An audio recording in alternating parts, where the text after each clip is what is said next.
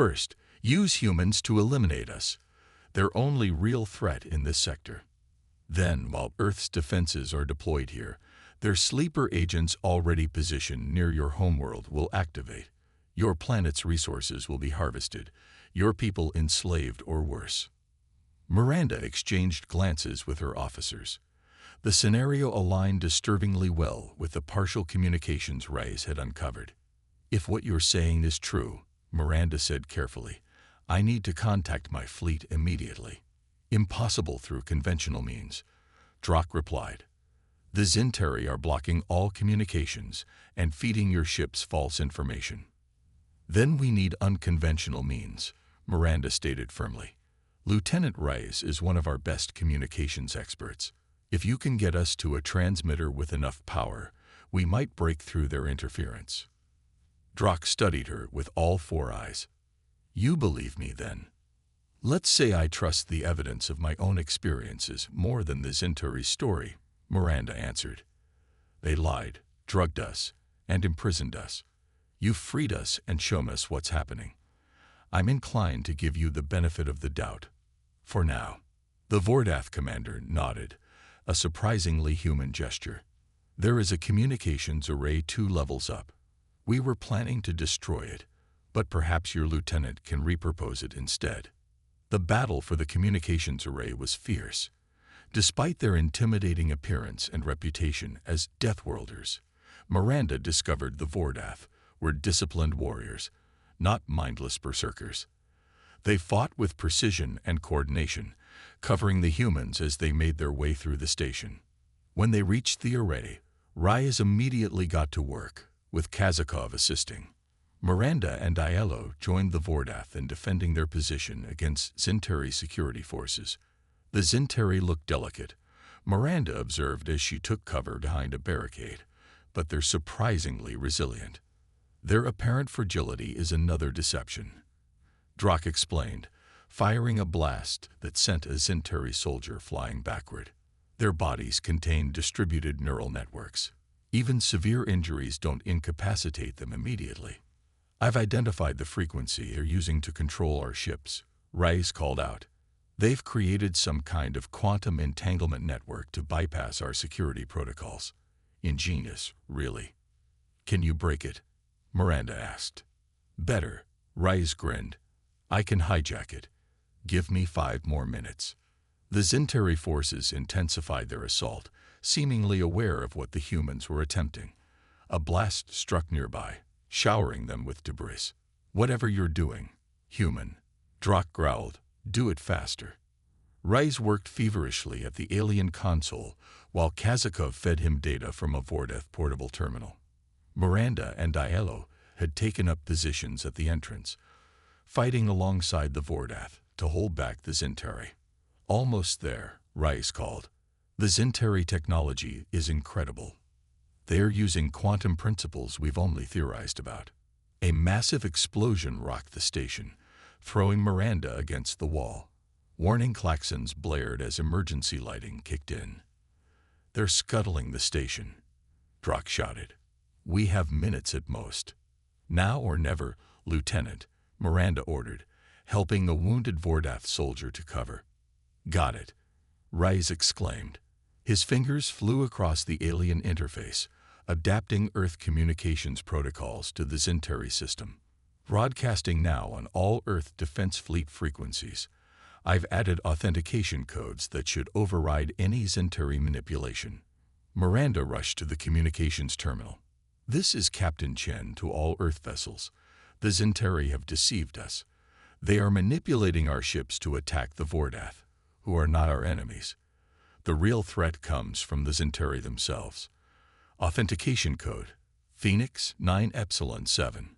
The view screen showed the battle continuing unabated. For a moment, Miranda feared they had failed. Then, one by one, the Earth vessels ceased fire. They've received the message, Reyes confirmed. The Indomitable is hailing us. The image of Commander Sarah Foster, Miranda's first officer, appeared on screen. Captain, we thought. The Zinteri told us you were killed by Vordath forces. That was a lie, Commander, Miranda stated firmly.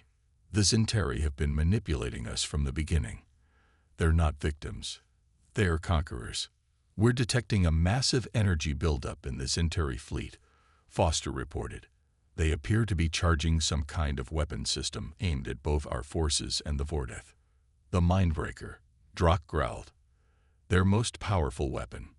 It overwhelms neural systems, leaving victims catatonic.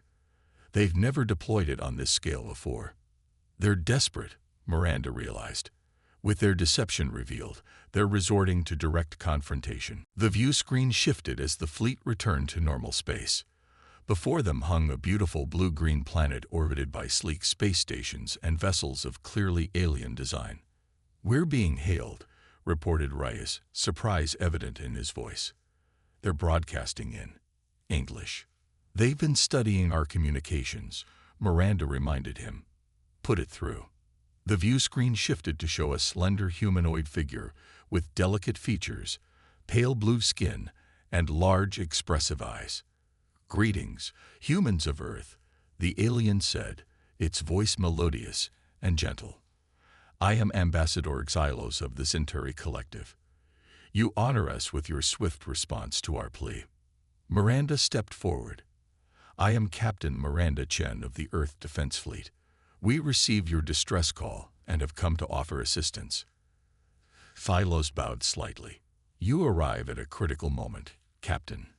The Vordath, the Deathworlders, have temporarily withdrawn to resupply their forces, but our intelligence suggests they will return within your Earth week. Will you help us?" "We need to understand the situation fully," Miranda replied diplomatically. "With your permission, I would like to bring a small delegation to meet with your leaders." "Of course," Xylos agreed readily. "We will transmit docking coordinates to your primary vessel. We look forward to meeting you in person, Captain Chen. The salvation of our people rests in your hands." The Zentari space station was a marvel of engineering, with sweeping organic curves and transparent materials that seemed to defy physics. Miranda led a small team including Dr. Kazakov, Lieutenant Reyes, and Security Chief Diallo through the station's pristine corridors. Ambassador Xylos greeted them personally, accompanied by other Zentari officials. Up close, the aliens were even more striking, tall and graceful, with an almost luminescent quality to their blue skin. "Welcome," Xylos said, performing an elaborate gesture that Miranda assumed was a formal greeting. "You are the first humans to set foot on a Zentari installation, a historic moment for both our species." "We're honored," Miranda replied, "though we wish the circumstances were different." Xylos led them to a large chamber where holographic displays showed star systems and fleet movements. "The Vordath," the ambassador explained, indicating red markers, emerged from this region 20 years ago. "At first, we attempted peaceful contact, but they responded with immediate aggression." The holographic display shifted to show recordings of attacks on Zentari colonies. Miranda watched grimly as massive, heavily armored vessels unleashed devastating firepower on what appeared to be defenseless Zentari settlements. "The Vordath evolved on a world with triple Earth's gravity and extreme radiation," explained another Zentari official.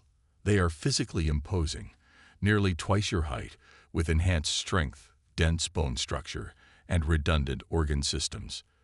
But their greatest danger lies in their aggression and technological adaptability." "Why target your people specifically?" asked Kazakov. "Resources," replied Xylos. "Our worlds are rich in elements they need, and perhaps because they can. Their evolutionary history has made conquest a cultural imperative." Miranda studied the tactical displays. "Your defenses seem minimal." "We are a peaceful species," Xylos said, lowering his large eyes. "Our technology focused on art, medicine, exploration, not weapons. We have developed some defensive capabilities, but they are insufficient against the Vordath onslaught." As the briefing continued, Miranda couldn't shake a growing sense of unease. Something about the Zentari story didn't quite add up. Their technology was clearly advanced, perhaps more advanced than Earth's in many ways. Yet they claim to be helpless against these Vordath. Later, as the Zentari showed them to luxurious quarters prepared for the human delegation, Miranda pulled Kazakov aside. "Something feels off," she whispered. "Their story is too clean, too simple." Kazakov nodded slightly. "I noticed inconsistencies in their technological displays. Their defensive capabilities appear deliberately understated." "Keep your eyes open," Miranda instructed. "I want you and Rise to access their data networks if possible, discreetly." That night, unable to sleep, Miranda used the computer terminal in her quarters to review the original distress signal again. Comparing it to what she'd learned today, subtle discrepancies began to emerge.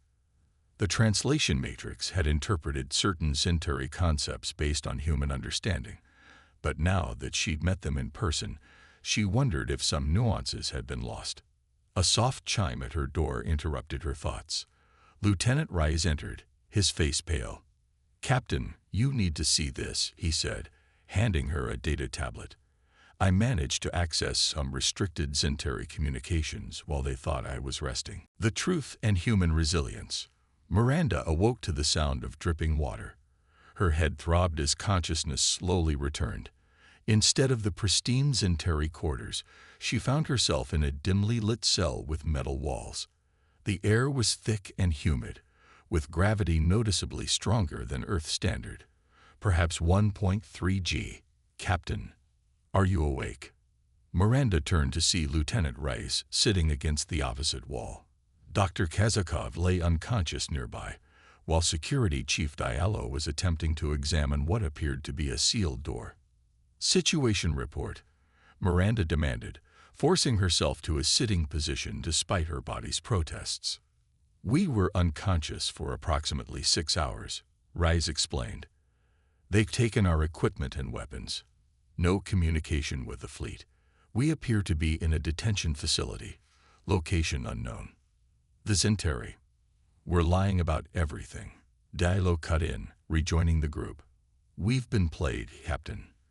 A low rumble shook the cell, followed by the sound of distant explosions. The door suddenly slid open, revealing a massive figure silhouetted against harsh light. Miranda blinked, adjusting her vision.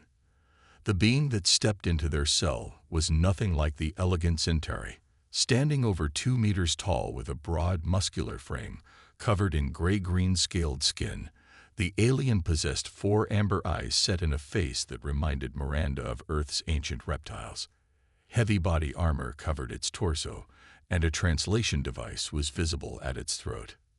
"You are the humans," the creature stated, its voice deep and gravelly through the translator. "The Zentari's latest pawns." Miranda stood, ignoring her body's protests at the higher gravity. "I'm Captain Miranda Chen of the Earth Defense Fleet." "Who are you?" "I am Commander Drak of the Vordath Resistance." The alien's eyes narrowed. "The creatures you know as Deathworlders." The revelation hit Miranda like a physical blow. "You're the ones supposedly attacking the Zentari." Drak made a sound like grinding stones, possibly laughter. "The Zentari spun their usual tale, I see. In reality, Captain Chen, it is they who are the aggressors. They have conquered a dozen systems in the past century. Why would we believe you over them?" challenged Diallo. "Because I'm freeing you," Drak replied simply, "and because the Zentari are currently using your fleet to attack our homeworld." Drak led them through dark corridors that showed signs of recent battle.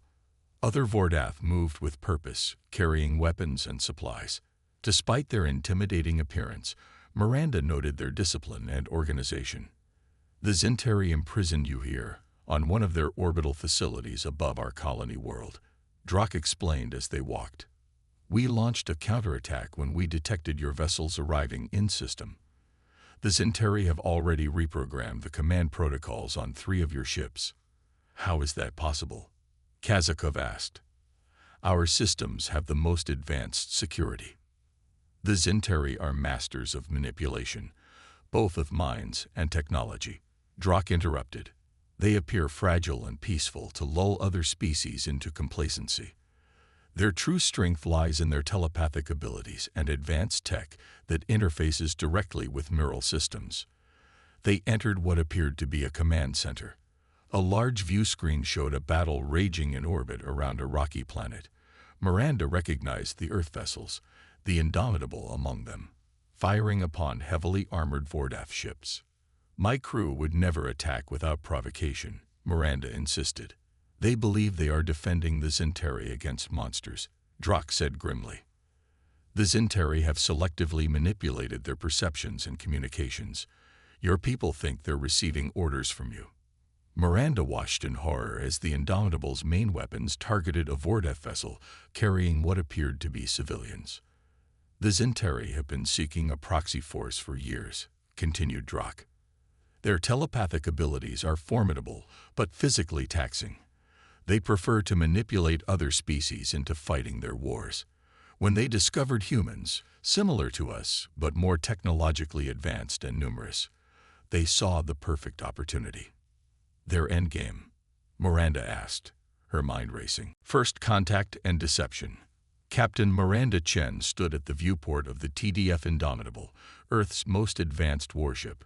The vast emptiness of space stretched before her, stars glittering like diamonds against the void. 20 years of service in Earth's defense fleet had hardened her against most surprises, but nothing could have prepared her for what happened next. "Captain," called Lieutenant Rice from the communication station, "you need to see this." Miranda turned, noting the unusual tension in her officer's voice. "What is it, Lieutenant?" "A signal, ma'am. Not from any of our outposts." Rice hesitated. "It's not human." The bridge fell silent. Humanity had been exploring the stars for nearly a century, establishing colonies throughout the solar system and sending probes to nearby star systems. But despite all their searching, they had never found evidence of intelligent alien life. Until now. Miranda crossed to Reyes Station in 3 quick strides. "Show me." The lieutenant brought up a display showing a complex series of mathematical equations, followed by simple pictographs. "The signal repeats every 17 minutes. We've received it 6 times. It's definitely artificial and uses universal mathematical constants as a basis for communication." "Can we translate it?" Miranda asked, studying the equations. "Our eye has been working on it." Rice tapped a few commands, and the symbols shifted into English text. "It appears to be a distress call from a species calling themselves the Zentari. They're asking for military assistance against what they call brutal Deathworlders who are attacking their colonies." Miranda's brow furrowed. Deathworlders. Beings evolved on high-gravity, high-radiation planets with extreme environmental conditions, explained science officer Dr. Abram Kazakov, who had approached silently. "Theoretically, such planets would produce species with enhanced physical abilities, aggressive survival instincts, and advanced adaptability." "Planets like Earth," Miranda said quietly. "Precisely, Captain." Kazakov nodded. "By many cosmic standards, humans would be considered Deathworlders. Our gravity, radiation levels, and environmental extremes would be lethal to species evolved in more benign conditions." Miranda studied the translated message again. "They're asking for our help against what exactly?" "Some other species of Deathworlders." "That's what it looks like," Reyes confirmed. "The message includes coordinates for a star system approximately 18 light-years from Earth, the Epsilon Eridani system." "Alert command," Miranda ordered. "We need to convene the Defense Council immediately." The Earth Defense Council chamber hummed with tense energy as Admiral Hiroshi Yamamoto addressed the assembled officers. The ancient wood-paneled room beneath Geneva had hosted humanity's defense decisions for over a century, but never for a situation like this. "Ladies and gentlemen," Yamamoto began, his weathered face grave. "For the first time in human history, we have confirmed contact with an intelligent alien species. The Zentari have reached out to us with a plea for assistance." Holographic displays showed the translated message and star charts indicating the Epsilon Eridani system. "Why us?" asked General Okonkwo of the African Union. Why would they reach out to a species they've never encountered before? Dr. Elena Rodriguez, Earth's foremost xenobiologist, stepped forward. According to the message, the Zentari have been monitoring our communications for decades. They believe we possess the physical and technological capabilities to help defeat these Deathworlders threatening their civilization. They're desperate, added Miranda, who had been summoned from the Indomitable. Their message suggests they're a peaceful species with limited military capacity. They're facing extinction. Debate erupted around the table. Some argued for caution, suggesting this could be some kind of trap. Others felt a moral obligation to respond to a cry for help, even from an unknown species. If we ignore this, Miranda said, silencing the room, and later discovered these Zentari were wiped out when we could have helped. What does that say about humanity? About who we are as a species? Admiral Yamamoto nodded slowly. Captain Chen makes a valid point. I propose we send a diplomatic and military expedition to investigate, and, if appropriate, render assistance. Captain Chen, since your ship received the initial signal, I'm placing you in command of this mission. 3 weeks later, the Indomitable led a fleet of 7 Earth vessels toward the coordinates provided by the Zentari. Miranda had spent the journey studying the alien message repeatedly, trying to glean any additional insights about the species they were about to encounter. Dropping out of FTL in 3, 2, 1, announced Navigator Park. The station shuddered again, more violently this time. We need to evacuate, Deo urged. Commander Foster, Miranda ordered, target the Zentari flagship's power core with everything we've got. Coordinate with the Vordath vessels. Foster hesitated for only a moment. Understood, Captain. Targeting solutions locked.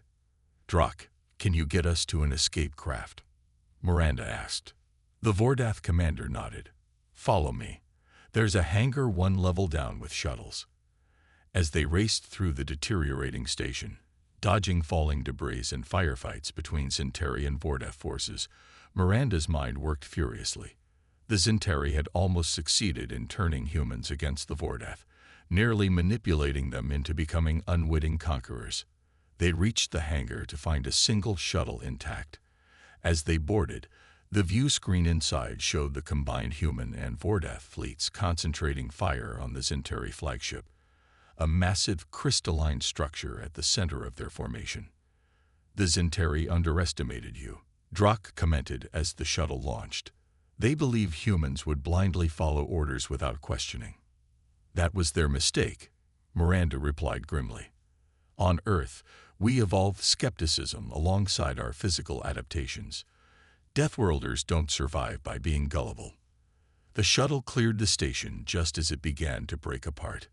In space beyond, the Zentari flagship erupted in a blinding flash of energy as coordinated fire from Earth and Vordath vessels breached its core. The mindbreaker weapon is destabilizing, reported Kazakov, monitoring the shuttle sensors. It's creating some kind of quantum cascade effect throughout the Zentari fleet. On the view screen, the Zentari vessels flickered with strange energy patterns before going dark, drifting powerless in space. A fitting end, Drock observed, destroyed by their own weapon of mind control. 1 week later, Miranda stood in the conference room of the Indomitable alongside Commander Drock. On the view screen, the Earth Defense Council listened intently as they finished their report. The Zentari threat has been neutralized, Miranda concluded. Their surviving vessels have been contained, and we've established a joint human-Vordath task force to locate and deactivate any Zentari operatives that may have already infiltrated our systems. And you're certain these, Vordath, can be trusted? Asked Admiral Yamamoto. Drock stepped forward. The Vordath High Command has authorized me to propose a formal alliance between our peoples. We share common traits as species evolved on challenging worlds. We respect strength, but value honor above all. The Zentari nearly succeeded in turning us against each other. We should not allow such manipulation to happen again. Miranda added, the Vordath have already shared valuable intelligence about other spacefaring species in our sector. Their knowledge could advance our understanding of the galaxy by decades, or perhaps centuries. Admiral Yamamoto nodded slowly. Very well. Captain Chen, you are authorized to begin preliminary alliance discussions with the Vordath. This first contact may not have gone as we imagined, but perhaps it has ended better than we could have hoped. As the transmission ended, Miranda turned to Drock. So, Deathworlders united. The Vordath commander made the grinding sound that Miranda now recognized as laughter. Your people fought well. The Zintari believed that beings from harsh worlds could only be savage and easily manipulated. They failed to understand that true strength comes not just from physical adaptation, but from community and intelligence. They never understood what it means to evolve on a world that's constantly trying to kill you, Miranda agreed. You don't just become physically strong. You learn to work together, to innovate, to question. Through the viewport, the blue-green world that had nearly become a battlefield now represented something else. The birthplace of humanity's first interstellar alliance. The galaxy should prepare itself. Drock rumbled. The Deathworlders are coming. Together.